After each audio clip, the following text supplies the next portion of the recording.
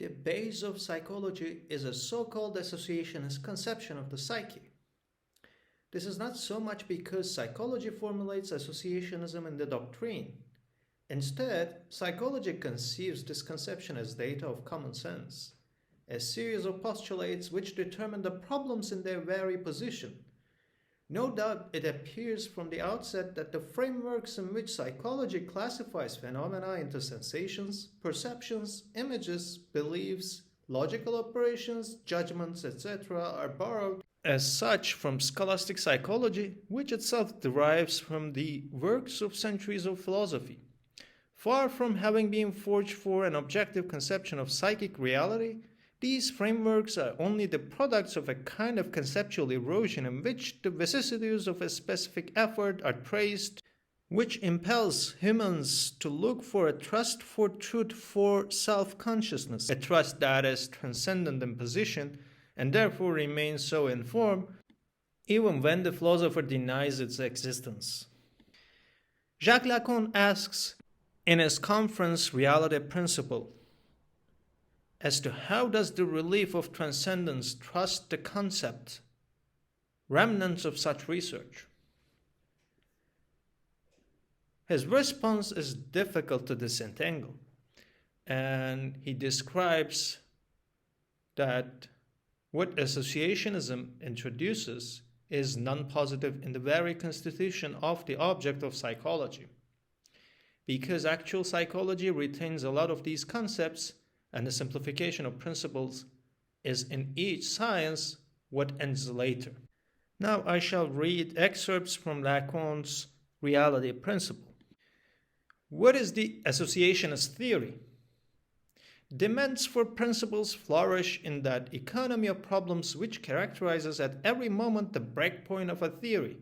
Considered as a whole, which is facilitated by the retreat of time, associationism will reveal its metaphysical implications vividly, as opposed to a conception that is judiciously described in the theoretical foundations of various modern schools under the name of the function of the real. Associationist theory is dominated by the function of the true. This theory relies on two concepts, one mechanistic, that of the engram, the other fallaciously held to be given by experience, that of the associative link of mental phenomena. The engram is a research formula, flexible enough to designate the psychophysical ingredient. It introduces one basic hypothesis, that of the passive production of this ingredient. The school added the associative link as the kernel character of this ingredient. The conception of the associative link has limited the look of its proponents to the point of making them miss the experimental facts where the activity of the subject in the organization of form is manifested. These are facts that are so compatible with a materialist interpretation that their inventors did not conceive them otherwise. The associative link is based on the experience of the lived reactions, but is spread to the mental phenomena. It is not being criticized in any way by the demand for principles, which the associative link borrows precisely from the psychic data, especially that which presumes the mental form of similitude, yet so delicate to analyze. The psychic data of the phenomenon is introduced into the explanatory concept that one claims to explain. These are real conceptual sleight of hand, a real mental wise peculiar to a school, which really becomes what is used at all turns of the theory. The need for a kind of analysis that requires subtlety, but whose absence subverts any explanation in psychology as obsolete, and which is called phenomenological analysis, can be totally ignored. Therefore, the question is about what do these lack mean in the advance of a discipline that poses itself as objective. It is the fact of materialism, as some critics have been allowed to say, or worse, is objectivity itself impossible to reach in psychology? The theoretical whys of associationism is to be renounced because of the problem of cognizance in its structure. The traditional position of this problem is found in the two fundamental concepts of the doctrine, for being inherited under the so-called empiricist formulas of Locke. The ambiguity of a critique under the thesis nihil erit in intellectu quod non prius fuerit in sensu. Nothing is in the intellect that was not first in the senses, reduces the action of the real to the point of contact of the mythical sensation. It is the blind spot of cognizance. Since nothing is conceived which imposes the primacy of the mind, explained or not in the nisi intellectus ipse, except the very intellect. As such is the dialectical antinomy of this incomplete thesis. Through identification's essential decree, the mind conceives the object at the same time as it affirms the object, which constitutes the true moment of cognizance. The blindness of doctrine regarding experience proceeds from the source of the core conception of Ingram. When the associative link, by its uncriticized implications, conveys a fundamentally idealistic theory of the phenomena of cognizance. This last point is obviously paradoxical in a doctrine whose claims are those of a naive materialism. It becomes clear as soon as one wants to formulate a systematic exposition of it according to the coherence of its concepts. A structure on the phenomena of cognizance aims to reduce the higher activities to complexes of elementary reactions, and which is reduced to searching the differential criteria of these reactions in the control of higher activities. To fully grasp this paradox, one needs to mark the striking description of perception given to it as a true hallucination. A transcendental dialectic. Such is the dynamism of concepts borrowed from a transcendental dialectic that the associationist psychology fails to base itself on it, because it conceives them without the reflection they entail, constitute its object in positive terms. Since phenomena are defined in function of their truth, they are subjected to a classification of value in their very conception.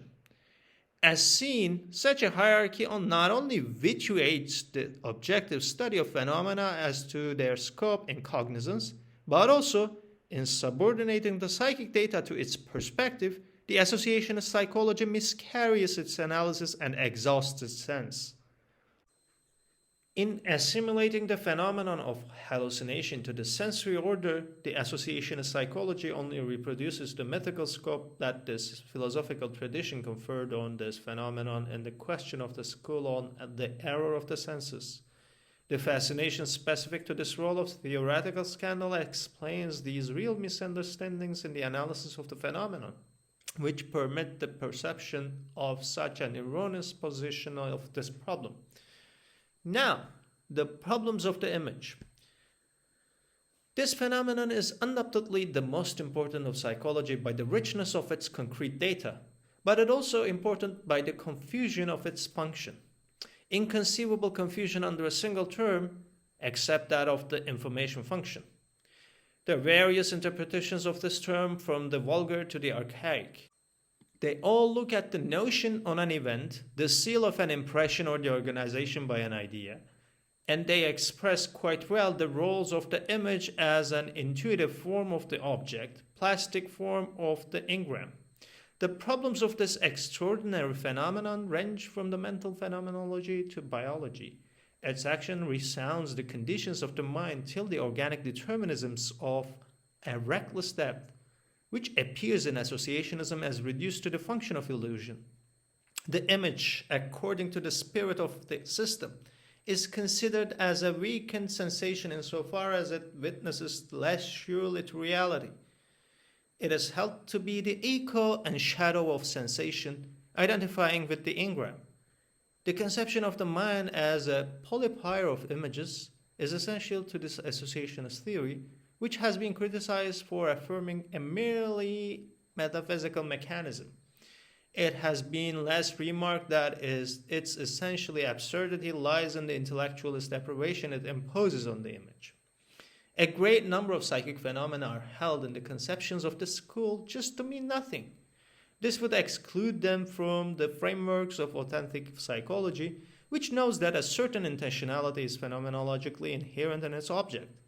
For the associationist school, this is tantamount to holding them insignificant, to reject them either to devoid of misconception or to the vanity of the epiphenomenon.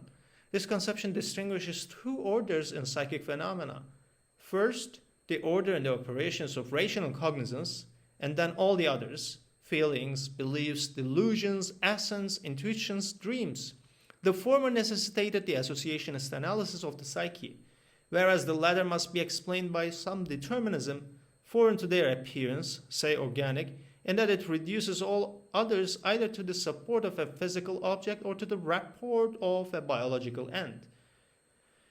All at once, the psychic phenomena are not conceived as having their own reality. Those who do not belong to the true reality only have an illusory reality.